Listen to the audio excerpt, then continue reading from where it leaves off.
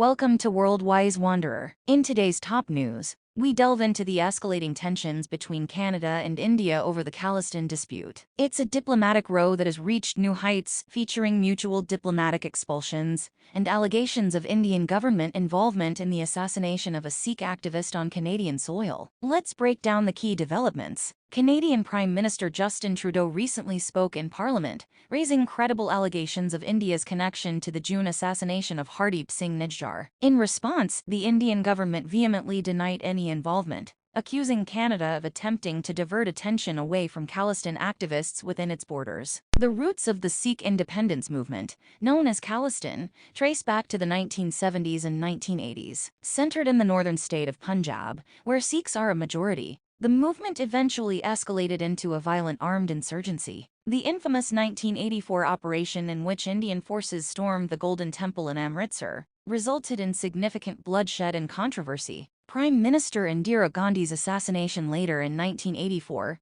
triggered anti-Sikh riots that led to further loss of life and property. While there's no active insurgency in Punjab today, Khalistan movement still has supporters in the state and among the Sikh diaspora worldwide. The Indian government remains vigilant and has arrested numerous leaders associated with Khalistan-linked outfits. Efforts to discredit Sikh protesters, particularly during the 2020 farmer protests by labeling them as Khalistanists, have faced resistance. The recent arrest of separatist leader Amritsar Singh has raised concerns about renewed calls for Khalistan and potential violence in Punjab. India has been urging countries like Canada, Australia, and the UK to take legal action against Sikh activists due to concerns about the Khalistan movement. The Sikh diaspora, especially in Canada, has played a central role in this dispute. Incidents like the removal of the Indian flag in London and attacks on Indian diplomatic missions in San Francisco and Ottawa have escalated tensions. India has also accused Khalistan supporters in Canada of vandalizing Hindu temples and attacking Indian diplomatic offices.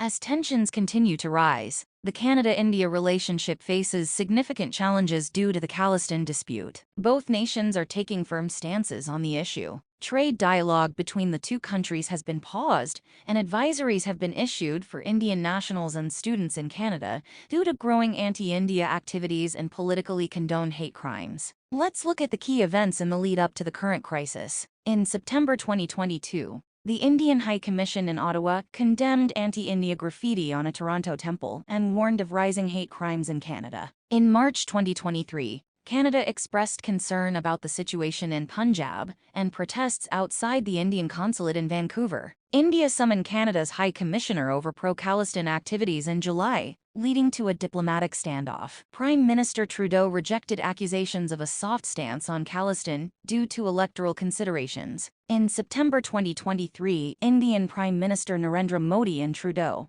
discussed concerns about anti-India activities in Canada on the sidelines of the G20 summit. September 14, Indian Commerce Minister Piyush Goyal told Indian news website Firstpost that both countries remain on good terms, but trade dialogue between them has been paused to make sure that geopolitically and economically, we are all on the same page. However, a message was posted on the Canadian government's trade website last week, saying the event is postponed. September 19, in a speech in the House of Commons, Trudeau said there are credible allegations that the Indian government was behind Nijjar's assassination. Foreign Minister Jolie separately announced that Canada had expelled a top Indian diplomat and expects India's full collaboration to get to the bottom of this. On the same day, India rejected the allegations as absurd and motivated, and said it has also asked a senior Canadian diplomat to leave the country within 5 days. September 20, India issued a fresh advisory for Indian nationals and students in Canada over politically condoned hate crimes and criminal violence in Canada. On 22 September, amid rising tension between India and Canada, the Ministry of External Affairs